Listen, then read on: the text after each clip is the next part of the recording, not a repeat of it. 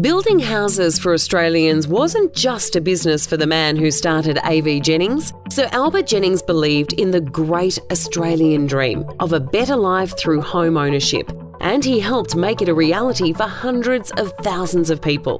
Born in Brunswick in Victoria on October 12, 1896, Sir Albert was the youngest of 9 children to John, a local blacksmith, and Selina. Sir Albert spent most of his early life in South Melbourne and in 1910 commenced an apprenticeship in mechanical dentistry, learning to make false teeth. It was this bright mind that eventually pioneered quality mass-produced and mass-marketed housing across Australia.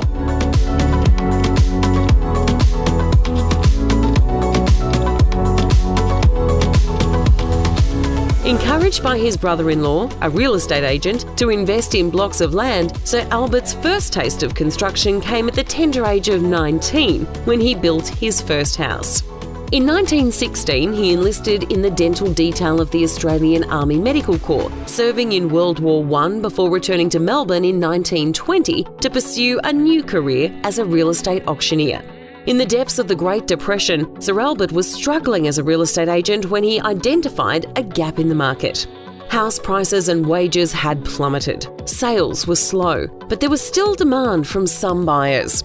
Sir Albert recognised it was possible to build a quality residence at a much cheaper cost than just a decade earlier. In 1932, he mortgaged his family home for £700 and formed the AVJennings Construction Company, embarking on new housing projects and selling off the plan, a strategy that became a hallmark of his business.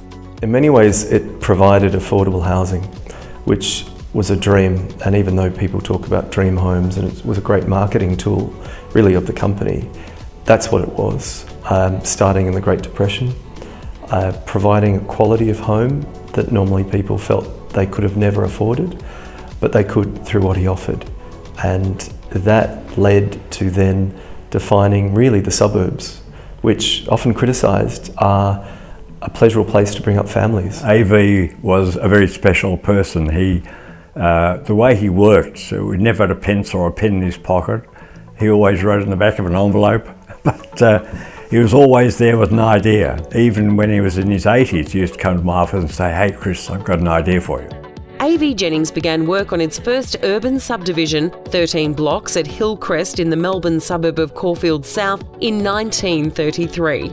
More ambitious housing projects and larger estates followed.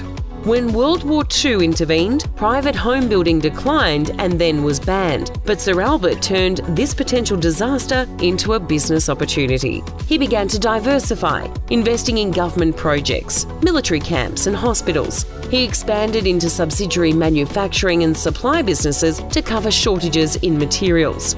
The company erected thousands of government dwellings across Australia. More than 150 tradesmen were recruited from Germany alone to help build 1,850 homes in Canberra in just 2 years. Sir Albert affectionately dubbed the workers his Jennings Germans. The most striking thing I got out of him is that he was somebody who was incredibly well respected, incredibly successful, very innovative, and yet so warm and engaging as well. So I think the culture was that you felt like you were part of a family. You just weren't a cog in a machine.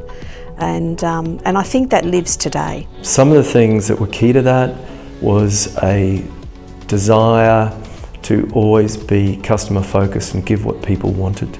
And also the investment in research and development. We'd call it innovation today, but it was placing big money, big investments, being a bit bold at looking at how to be better. By the 1960s, AVJennings Industries was a public company and Australia's largest home builder. Sir Albert and his team had cornered the market in appealing, affordable designs, well-planned community developments, and pioneering display homes, which are common practice today. Where other speculative home builders sold poorly serviced weatherboard houses, AVJennings would match the market price with bigger, sewered, brick houses with hot water systems. Sir Albert set benchmarks for quality and service, and he established a brand as recognisable as Arnott's and Vegemite.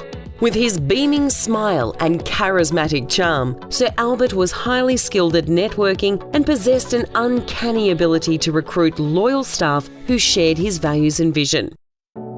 He was always positive, and that's what sort of became our modus operandi. I used to call it the AV spirit, which I used to use to promote to the staff how we should operate. He was just like our Poppy, you know. Yeah. That's how we felt. I think a lot of it, especially I was a lot younger back then, and I think that's what came across, was just the feeling like he was just part of the family. In 1969, Sir Albert Jennings was knighted for his remarkable influence on Australia's housing landscape. He didn't just build houses, he improved the lives of people all over Australia. Sir Albert stepped down from his company in 1972 but remained active within the industry. For 21 years after his retirement, Sir Albert would drive into the Jennings headquarters at Mulgrave, Melbourne every Wednesday for lunch and a chat with his staff. In 1993, Sir Albert passed away at the age of 96. He will always be remembered as Australia's very proud old builder. He set in motion the modus operandi for the project home building industry. And the leaders of that industry today, most of them, spent time at AVJennings learning the business. He managed to keep great people working for the business. And it was often a conversation at home that virtually most of the key individuals in the business could have equally gone out by themselves and been tremendously successful. But they loved working for the business and working for him. From humble beginnings, Sir Albert's story is one of calculated risks, understanding the industry at its best, but also at its worst. Sir Albert's belief in the great Australian dream never wavered, and he holds a deserving place in our hearts as the father of the Australian home building industry. Ladies and gentlemen, please join the Property Council of Australia in honouring Sir Albert Jennings, 2018 inductee to the Australian Property Hall of Fame. Congratulations to Sir AV and also his family. You must be amazing, incredibly proud of him. I think I speak for everyone who knows AV or who worked at AVJennings that we're delighted that he became recognised for what he contributed to the Australian community.